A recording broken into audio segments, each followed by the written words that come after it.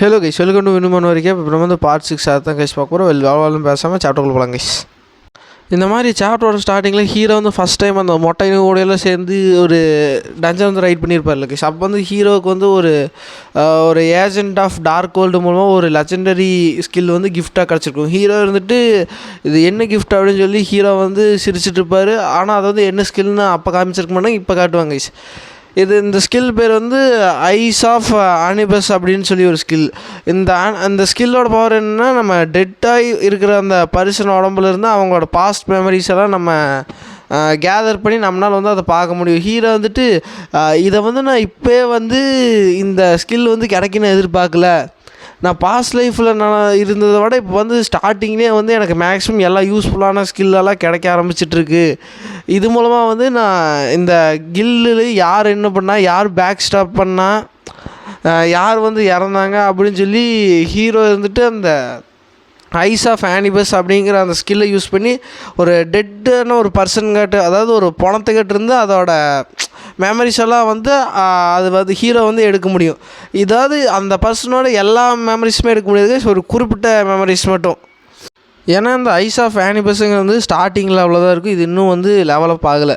அந்த மாதிரி ஹீரோ வந்துட்டு இந்த ஸ்கில்லை வந்து நான் யூஸ் பண்ணுறதுக்கான சான்சஸ் வந்து அவ்வளோ சீக்கிரத்தில் வந்து கிடைக்காதுன்னு நினச்சேன். ஆனால் இப்போ வந்து இந்த ஐஸ் ஆஃப் ஆனிபஸுங்கிற இந்த ஸ்கில்லை வந்து நான் யூஸ் பண்ண போகிறேன்னு சொல்லிட்டு ஹீரோ வந்துட்டு அந்த தனியாக அந்த கேவுக்குள்ளே ஒரு ஸ்கெல்டன் கண்டுபிடிச்சிருப்பார்ல, அவனும் கூட அதுக்கப்புறம் ஹீரோ வந்துட்டு இவனோட லைஃப்பில் என்ன நடந்துச்சு, இவன் எதனால் வந்து இந்த ரீசன் என்னெல்லாம் நடந்திருக்குன்னு சொல்லி நான் வந்து இந்த ஸ்கில்லை யூஸ் பண்ணி பார்க்க போகிறேன்னு சொல்லிட்டு ஹீரோ வந்து அந்த ஸ்கெல்டனோட தலையை பிடிச்சி அந்த ஸ்கில்லை வந்து ஆக்டிவேட் பண்ணுவார் கைஸ். அப்படி ஆக்டிவேட் பண்ணும்போதே வந்து அந்த ஐஸ் ஆஃப் ஆனிபஸுக்கு அந்த ஸ்கில் வந்து ஆக்டிவேட் ஆகுதுன்னு சொல்லும்போது ஹீரோவோட கண்ணுக்குள்ளே வந்து ஒரு ஷேடோ மாதிரி தெரியும். அதுக்கப்புறம் வந்து ரெண்டு பேர்த்தோட மெமரிஸுமே வந்து அவங்க ஐ மூலமாக வந்து கனெக்ட் ஆகும். அதாவது இது வந்து ஃபஸ்ட்டு பர்சன் மூலமாக பார்க்குறதா இல்லை தேர்ட் பர்சன் மூலமாக பார்க்குறதுன்னு நமக்கு தெளிவாக காமிச்சிருக்க மாட்டாங்க. அப்படி அவங்க பார்த்துட்டு இருக்கும்போதே வந்து ஹீரோ வந்துட்டு எல்லாம் ஓவராலாக வந்து ஹீரோ வந்து மெமரிஸ் எல்லாம் வந்து ஹீரோ பார்த்துட்டு இருப்பார். அப்படி பார்த்துட்டு இருக்கும்போது இதுக்கு முன்னாடி இந்த டஞ்சனை ரைடு பண்ணிகிட்டு இருப்பாங்களே, இவன் தான் ரைசிங் ஸ்டார்னு அழைக்கப்படுறவன், இவன் வந்து நிறைய பேர் வந்து இறந்துட்டு இருந்தாங்க அப்படின்னு சொல்லும்போது அங்கே இறக்க எல்லாருமே வந்து இருந்துட்டு எனக்கு ஹெல்ப் பண்ணுங்க ரைசிங் ஸ்டார் அப்படின்னு சொல்லும்போது அவன் வந்துட்டு டச்சாக போய் சாவிடான்னு சொல்லிட்டு இவன் மட்டும் தப்பிச்சு அந்த குகைக்கு வந்துடுவான். அந்த ஆர்க் லீடருக்கு அதனால் வந்து உள்ளுக்குள்ளே வர முடியாது, ஏன்னா அதோட நுழைவாயில் வந்து ரொம்ப சிறுசாக இருக்குங்க. இவன் வந்து அந்த கேவுக்குள்ளே போய் பதுங்கிட்டு என்ன இப்படி ஆயிடுச்சு அப்படின்னு சொல்லி யோசிச்சுட்ருப்பான். அவனுக்கு சரியான ஃபுட் எதுவுமே கிடைக்காம இறந்துருவான். அதுக்கு முன்னாடி ஹீரோ வந்துட்டு இன்னும் டீப்பாக போய் பார்க்கும்போது அவன் தான் வந்து இந்த மாதிரி அவங்களோட மெம்பர்ஸே வந்து பேக் ஸ்டாப் பண்ணியிருப்பான். இந்த மாதிரி கொண்டுக்கிட்டு இருக்கும்போது இருந்துட்டு அதில் ஒருத்தர் வந்துட்டு ஏன் இப்படி பண்ணுற, ஏன் வந்து நம்ம ஆளுகளையும் வந்து கொல்ற, உனக்குன்னு கிறுக்கு பிடிச்சிச்சா அப்படின்னு சொல்லும்போது அவன் வந்துட்டு எனக்கு கிறுக்கு பிடிச்சிச்சா அப்படின்னு நீ சொல்ல முடியாது, ஏன்னா வந்து நான் இது பண்ணுறேன்னா ஒரு ரீசன் இருக்குது, எனக்கு பின்னாடி ஒரு பவர்ஃபுல்லான ஒரு ஆள் இருக்காங்க, அவங்க தான் வந்து எனக்கு பேக்கப் பண்ணிகிட்ருக்காங்க அப்படின்னு சொல்லும்போது அவன் யார் அப்படின்னு சொல்லும்போது அவன் வந்துட்டு சொல்லுவான் இந்த மாதிரி வந்து ஃபினக்ஸ் கில்டு சேர்ந்த அந்த யங் பார்க் அப்படின்னு சொல்லும்போது தான் ஹீரோ வந்துட்டு அப்போ இது வந்து அவங்க வந்து யாரெல்லாம் அந்த யங் பார்க் அந்த ஃபினக்ஸ் கில்டு வந்து கொல்ல சொல்கிறாங்களோ அந்த டைரி தான் பிளாக் லிஸ்ட்டாக வச்சுருக்கானா, இது மூலமாக வந்து நான் இன்னும் நெருங்கிறது வந்து ரொம்ப ஈஸியாக இருக்கும். இந்த மெமரிஸ் வந்து நான் ஈஸியாக வந்து என்னோடய யூஸுக்கு வந்து நான் வந்து எடுத்துக்குவேன் அப்படியே யோசிச்சிட்டே வந்து ஹீரோ வந்துட்டு இந்த ஐஸ் ஆஃப் ஆனிபஸுக்கு இந்த ஸ்கில்லு யூஸ் பண்ணுற மூலமாக என்னோடய மானா வந்து ரொம்பவுமே வந்து டிக்ரீஸ் ஆகுது. இதை வந்து ஃபஸ்ட் டைம் வந்து யூஸ் பண்ணும்போது எனக்கு கொஞ்சம் கஷ்டமாக இருக்குது, ஆனால் போக இது பழகின்னு சொல்லிட்டு இப்போ சீனங் கட்டாது சீனங் கட்டாய் ஒருத்தன் வந்து அவனோட விஸ்ட்டில் வந்து இந்த மாதிரி ரத்த கரையாக இருக்கும். அவன் வந்துட்டு பார்த்தா ஒருத்தனை அடித்து வச்சுருப்பான். அடிச்சுட்டு இருக்கும்போது அங்கே ஒருத்தன் நியூஸ் பேப்பர் படிச்சுட்டே வந்து இது மாதிரி விசாரிச்சுட்டு இருப்பான். இந்த மாதிரி வந்து அந்த டஞ்சனை வந்து ரைசிங் ஸ்டாரை வந்து வச்சு தான் நான் வந்து மேனிப்புலேட் பண்ணிகிட்டு இருந்தேன், அவன் மூலம் வந்து நிறைய பேர்த்து கொண்டுட்டு இருந்தேன், ஆனால் அவன் வந்து இறந்துட்டான், இதை வந்து என்னென்னு பார்க்க சொல்லி நான் பார்க்கலான்னு பார்த்தா அதுக்குள்ளேயே ஒரு நியூபி வந்து நீ அலோவ் பண்ணி அந்த கில்டை வந்து கான்கவர் பண்ண வச்சுருக்க, இதுக்கு நீ என்ன பதில் சொல்ல போகிற அப்படின்னு சொல்லும்போது அவன் வந்துட்டு இல்லை நான் வந்து இது எதிர்பார்க்கல, அவன் வந்து இந்த மாதிரி கான்கவர் பண்ணுவான்னு சொல்லி நான் எதிர்பார்க்கல, நீங்கள் எங்கிட்ட விடுங்க சார், நான் வந்து இதை பார்த்துக்கிறேன்னு சொல்லி அவன் கெஞ்சிட்டு இருப்பாங்க. அப்படி கெஞ்சிட்டு இருக்கும்போது அந்த நியூஸ் பேப்பர் படிச்சுட்டு இருக்கிறவங்க வந்துட்டு அப்படியா என்ன நீ பார்க்க போகிற, இந்த மாதிரி ரைசிங் ஸ்டார் அவனாலே வந்து இதை வந்து கிளியர் பண்ண முடியல, ஆனால் அவன் வந்து கிளியர் பண்ணிட்டான், அது மட்டும் இல்லை, இப்படிக்கும் நீ பார்த்தீங்கன்னா அவன் வந்து இன்னும் பிகினிங்கில் தான் இருக்கான். ஒரு நியூபி தான் அவன். ஆனாலுமே வந்து அவனோட க்ரோத்தெல்லாம் வந்து ரொம்ப மான்ஸ்டரஸாக இருக்குது. அப்படிப்பட்டவனை வந்து நீ ஃபேஸ் பண்ண போறியா? நீ வந்து நீ எனக்கு வந்து யூஸ்லெஸ் தான், நீ வந்து ஒரு ஒர்த்லெஸ் ட்ரெஸ்ஸர் அப்படின்னு சொல்லிட்டு அந்த மேனேஜர், அங்கே ஒரு செக்ரட்டரி இருப்பாங்க, அந்த ஃபீமேலை கூப்பிட்டு செக்ரட்டரி அப்படின்னு சொல்லும்போது அவர் வந்துட்டு என்னை வந்து மன்னிச்சிருங்க, நான் வந்து அப்போலைசைஸ் பண்ணுறேன், நான் வந்து இனிமேல் வந்து இந்த மிஸ்டேக் வந்து நடக்காமல் வந்து பார்த்துக்கிறேன் அப்படின்னு சொல்லும்போது அங்கே இருக்கிற அடியாட்களையெல்லாம் வச்சு அவனை இங்கேருந்து தூக்கிட்டு போங்க அப்படின்னு சொல்லும்போது அவன் கதறிக்கிட்டே போவாங்க, என்னை விட்டுருங்க, என்னை கொண்டாதீங்க, நான் வந்து தெரியாமல் பண்ணிட்டேன் சார், எனக்கு வந்து ஒரே ஒரு சான்சஸ் கொடுங்க அப்படின்னு சொல்லி அவனை வந்து கூட்டிகிட்டு போயிடுவாங்க. அதுக்கப்புறம் இருந்துட்டு அவன் வந்துட்டு திங்க் பண்ணிகிட்டு இருக்கான், ஓ இவன் வந்து என்னால் நம்பவே முடியல, இந்த மாதிரி ஒரு நியூபி வந்து அந்த டஞ்சனை வந்து கிளியர் பண்ணான்னு சொல்லிட்டு அப்படி சொல்லி அவன் பேசிகிட்டு இருப்பாங்க. அப்புறம் அவன் படிச்சுட்டு இருக்கிற நியூஸ் பேப்பர்லேயே வந்து இந்த மாதிரி ஹீரோ பற்றி ஒரு சில டீட்டெயில்ஸ் எல்லாம் இருக்கும். அப்படி அவன் படிச்சுட்டு வந்து ஓ இவன் பேர் வந்து கிம்மா அப்படின்னு பார்த்துட்டு இருக்கும்போது வந்து அவங்க ரிங்கு ஒரு பக்கத்தில் இருக்கிற அந்த கம்பெனி ஃபோன்லேருந்து ஒரு ரிங் வருங்க. அப்படின்னு வந்து நீ வந்துட்டு அதை அட்டன் பண்ணிட்டு என்ன விஷயம் சொல்லுங்கள் அப்படின்னு சொல்லும்போது, சார் இந்த மாதிரி வந்து உங்களை வந்து பிளேயர் கிம் வந்து பார்க்க வந்திருக்காரு அப்படின்னு சொல்லும்போது, ஓ அப்படியா அப்படின்னு சொல்லிட்டு சிரிப்பாங்க. அப்படி சிரிச்சுட்டு வந்து இவன் வந்து ரொம்ப தைரியமான ஆள் தான், இந்த மாதிரி நம்ம ஃபிடெக்ஸ் ஸ்கில்லை பற்றி மேக்ஸிமம் அங்கே இருக்கிற எல்லாத்துக்குமே தெரியும், ஆனால் இவன் வந்து தனியாக வந்திருக்கான், இவனை பற்றி என்ன சொல்கிறதுனே எனக்கு தெரில, சரி அவனை வந்து மேலே வர சொல்லுங்கள் அப்படின்னு சொல்லிட்டு அவன் சொல்லிகிட்டு இருப்பாங்க. இப்போ சீன் அப்படியே அங்கே கட்டாது. இப்போ அங்கே கட்டாயி அந்த டஞ்சனுக்கெல்லாம் வந்து ஒரு அத்தாரிட்டி மாதிரி இருப்பாங்களா, அதான் இந்த காசு கொடுத்து அந்த டஞ்சன் வாங்கி அதுக்கு வந்து நம்ம பர்மிஷன் கொடுப்பாங்களே, அவங்க இருந்துட்டு இந்த மாதிரி பேசிகிட்டு இருக்காங்க. இந்த மாதிரி வந்து அந்த A+ டஞ்சன் வந்து ஒன்று வந்திருக்கு, இதை வந்து கிளியர் பண்ணுறது வந்து மேக்ஸிமம் எல்லா கில்டுலேருந்துமே வந்து மெம்பர்ஸ் வந்து அனுப்பிச்சி வச்சுருக்காங்க. ஆனால் இதில் வந்து 150 பேர் தான் போக முடியுங்காட்டி இதில் வந்து ஸ்லாட்ஸ் ரொம்ப கம்மியாக இருக்குது. இதில் வந்து மெஜாரிட்டியாக வந்து இந்த இடத்த பிடிச்சிருக்கிறது வந்து அந்த ஃபினெக்ஸ் கில்டு தான். இப்போ வந்து ஃபினெக்ஸ் கில்டு தான் வந்து இதில் வந்து மெஜாரிட்டியான ஸ்லாட்ஸ் வந்து அவங்க வச்சுருக்கிறாங்க. அது மட்டும் இல்லாமல் இது வந்து ஃபினெக்ஸ் கில்டு மட்டும் கிடையாது, அந்த ஹோலி கில்டு இருக்குது, லயன் கில்டு இருக்குது, ஸ்கல் கில்டு இருக்குது. இந்த மாதிரி மேக்ஸிமம் யாரெல்லாம் வந்து ஒரு பாப்புலராட்டியான கில்டோ அவங்க எல்லாருமே வந்து இருக்காங்க. இப்போ மேக்ஸிமம் வந்து இதில் மிச்சம் இருக்கிறதே ஒரு 2 ஸ்லாட் தான், 2 பேர் போகிற அளவுக்கு தான் இடம் இருக்குது. இப்போ அது யார் போவாங்க அப்படின்னு சொல்லி அவங்க வந்து பேசிகிட்டு இருப்பாங்க. அப்போ அவன் வந்துட்டு ஆமாம் நீங்கள் சொல்கிறது கரெக்டு தான் சார், இந்த மாதிரி வந்து ஃபினெக்ஸ் கில்டு தான் வந்து நிறைய பேர் வச்சுட்ருக்காங்க அப்படின்னு சொல்லும்போது வந்து ஒரு கால் வரும். அப்படி கால் வந்துட்டு இருக்கும்போதே வந்து அவன் எடுத்து அட்டன் பண்ணோன்னே இருந்துட்டு என்ன விஷயம் அப்படின்னு சொல்லும்போது அந்த மாதிரி அந்த ஃபினெக்ஸ் கில்டோட லீடர் தான் கூப்பிட்டு இந்த மாதிரி அந்த கிம்முன்னு ஒரு பிளேயர் வந்து இருக்கான்ல அந்த நியூபி, அவனை வந்து அதில் வந்து சேர்த்துக்கிங்க, நான் வந்து அதுக்கான அமௌண்ட் கொடுக்குறேன் அப்படின்னு சொல்லி அவன் வந்து சேர சொல்லிடுவாங்க.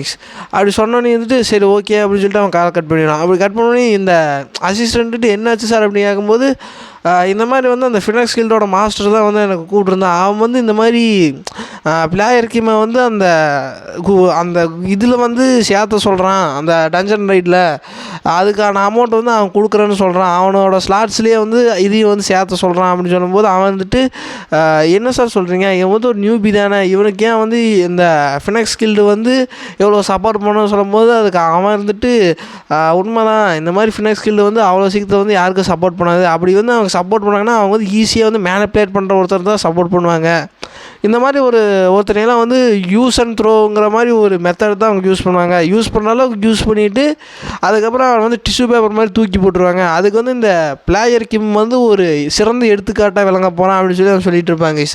ஏன்னா வந்து இதுக்கு பின்னாடி இது வந்து சரியான ஒரு ஸ்ட்ராட்டஜிஸ்டான இந்த ஃபினெக்ஸ் கில்டோட லீடர் தான், சரி அந்த ஸ்லாட்டில் வந்து அந்த கிம்மோட பேரை வந்து ஃபில் பண்ணுங்கன்னு சொல்லி இப்போ கிம்மோட பேர் வந்து அந்த A+ அந்த டஞ்சனுக்கு வந்து ரைடிங்கில் வந்து ஹீரோவோட பேர் வந்து பதிக்கப்படுது.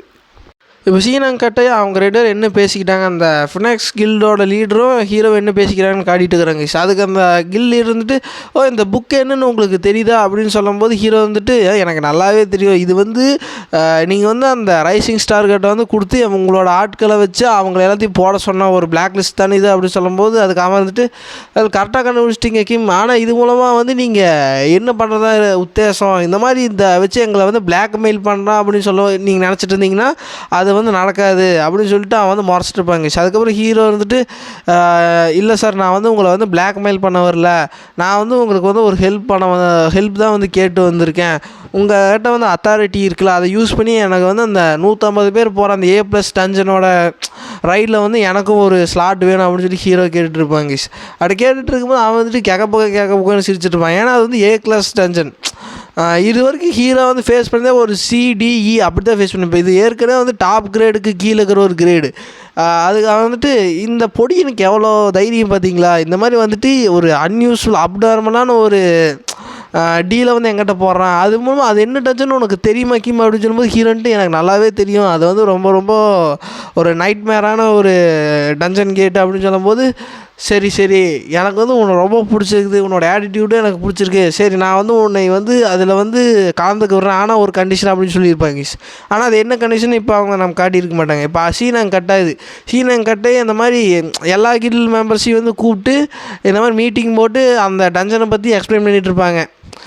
இது மாதிரி இதில் வந்து 1000 ஆர்க்ஸ் இருக்குது, இதை வந்து நீங்கள் ஃபேஸ் பண்ணணும் அப்படின்னு சொல்லி அவங்க சொல்லிட்டு இருப்பாங்க.